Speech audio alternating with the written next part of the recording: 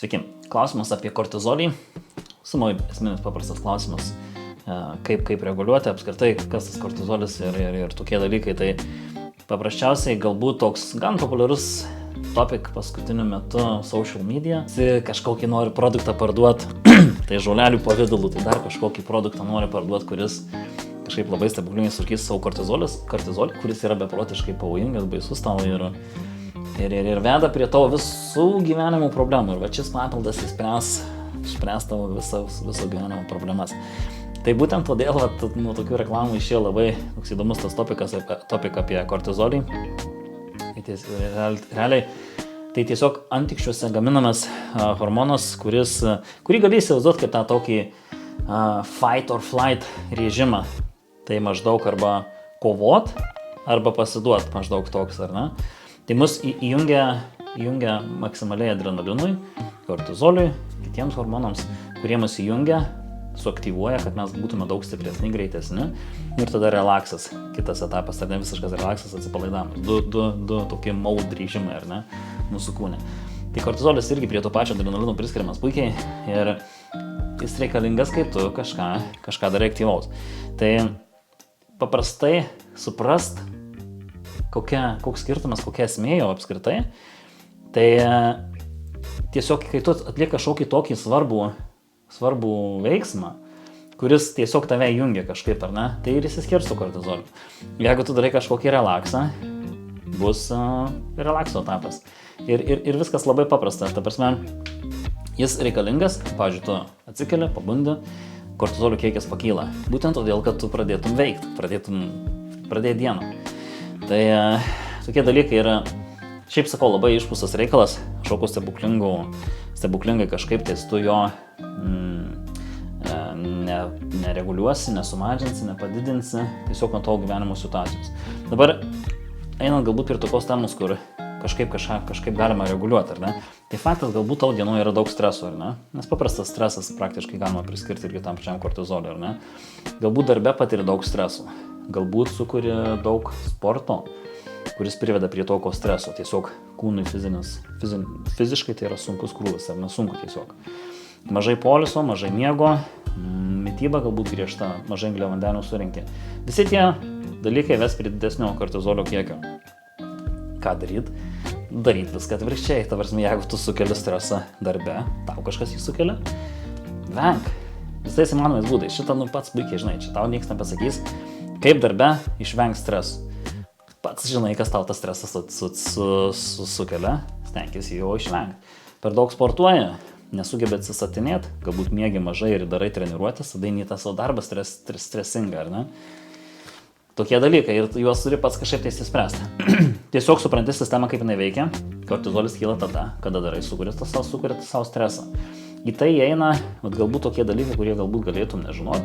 Tai, galbūt kavos per didelis kiekis kofeino, nes vėlgi kofeinas ką daro, tave pakelia į viršų, ar ne? Tave suaktyvina, kad tu naudotum greičiau energiją. Tai veda prie vėlgi to pabudimo etapo, ar ne? Tai faktas, kils kortizolis, stresas, adrenalinas. Tie visi hormonai kils, kurie įtakos kortizolio kiekį.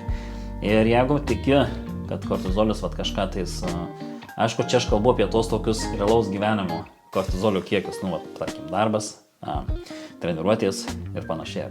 Tai tokį stresą, apie kurį čia maždaug visi mes kalbam. Taip, kai yra galbūt super situacijos kažkokios tikrai, super daug streso, tai tikrai įtakos daug ką. Gali hormonai išsibalansuoti, miegas visiškai ritmą kažkokį tais paleisti. Daug tokių dalykų, tada tikrai taip labai svarbu sugrįžti į normalų režimą. Bet apie tokį stresą, kur kalba tavo visokiausiose reklamose, kur išgersi kažkokį tais papildą, ten galbūt geriausia atveju bus ašvaganda viduj vieta ir tau tiesiog lengvai ramins. Bet ne čia iš tikrųjų esmė. Esmė yra pasidaryti normalų dienos ritmą. Normaliai miegot, normaliai sportuot, atsistatinėt, normali mityba ir faktas darbas. tą stresą susimažinti tiek, kiek tau ten įmanoma galbūt. Ne visi galbūt galim darbe patirti mažai stresų. Ką žinau, galbūt ten daktaras esi koks nors arba paramedikas, ar ne? Neišvengsi to streso. Bet koks darbas galėtų būti. Bet ta prasme, kiek įmanoma galėtum suvokti, kad tam tikri dalykai sukuria tau tą stresą, kortizolį. Ir galėtum kažkaip tai bandyti prisitaikyti, sumažinti kiek įmanoma. Nes taip tai yra tiesa. Mūsų kūnas patiriant stresą sukuria daugiau energijos tuo metu, bet tuo pačiu kaupia. Neleidžia, ta prasme, jisai gauna stresą, gali tave privesti prie to, kad tu vesi daugiau energijos, bet tuo pačiu toks ilgalaikis, sakykime, efektas, jisai taupys tą energiją. Tai vat patiriant tą stresą, nes faktas, ta pagrindinė idėja, kur internetas, sakykime, sklaido, kad tau sunku, tarkime, svorį, nes aš patiriu stresą, kortizolių kiekis užkilęs, nekrenta man svoris. Tai yra tame tiesos. Bet labai paprasti dalykai, kurie išspręs visas šitas problemas, tai susitvarkyti miegą, susitvarkyti mitybą ir sportą. Kartais būna tikrai daug sporto patiria žmonės. Faktas, jau patiria per daug tie, kurie jau supranta, kas tas sportas. Nebūtinai galbūt galėtum ten, ką aš žinau, tarkim, tikrai sunkus darbas fiziškai ir tu atlieki dar, sakykime, treniruotės ten iš karto po darbo, galbūt po naktinių pamainų, nebūtinai ten turi būti profas, kažkoks sportininkas, bet sukursi per daug sporto arba tos treniruotės, vadinamos hit training, kur tikrai intensyvios, sunkios, arba galbūt kovos menai, kur irgi labai intensyviai tu išsikrauni. Tai nėra kultūrizmas, kur darai pratimą tol, kol jau tik, kad tau sunku, skauda ir numeti. Tikrai galbūt tokios super intensyvos treniruotės sukurs dar daugiau to stresų. Todėl, žinai, kai tu turi kažkokį kiekį streso, tu dar save pušini, dar didesnį kiekį streso, faktas, tai bus neprotinga. Ir taip tikrai ypatingai moteriams gali įsibalansuoti hormonai, taip pas moteris tie hormonai šokinėja visas pusės visaip, nuo menstruacijos ciklo, ir tu dar jungi streso hormoną, kuris tikrai gali įtakoti ir tavo metabolizmą, ir nuotaikas, psichinę būklę ir panašiai. Tai vėlgi grįžtant, kaip susitvarkyti, tai patys paprasčiausi pagrindiniai dalykai, kaip ir minėjau, miegas, sportas, mityba.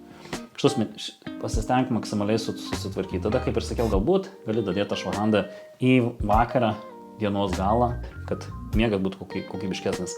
ZMA galima naudoti prieš miegą, kuris irgi tavo miego kokybę lengvai sutvarkys. Paprasčiausi dalykai. Faktas, tada dar svarbu mityba, į mitybą įeina faktas ir visi nutrientai. Tai kad surinktum pakankamai kiekį vitaminų ir mineralų tavo mityboje. Ir faktas, mityba svarbu, neužtenka vien tik tai iš papildų susirinkti. Pilna mityba, valgyti tiesiog tokį maistą, kuris yra sveikas, pavadinkim paprastai, bet kad surinktum visus elementus, kurie yra reikalingi. Galbūt sunku surinkti jie vien tik iš mitybos, galbūt reikia dabar ir papildų šiais laikais, kad maistas, kai kuris maistas yra tuščias, bet tokie dalykai, paprasti dalykai, kurie tikrai sutvarkys. Jeigu tau yra super sudėtingos kažkokios situacijos, galbūt darbas ar hormonai sutrikę, kurie priveda prie to, tai nepadės faktas jau tavo mitybos ar panašiai, galbūt reikia tada konsultuoti su endokrinologu ir ieškoti problemos, galbūt yra kažkas giliau negu tie tavo faktoriai mano išvardinti, ar ne? Tai būtų tiek turbūt apie kortizolį. Jeigu patinka filmukai, spausk like ir subscribe ir susimatysim kitame. Iki. Translation.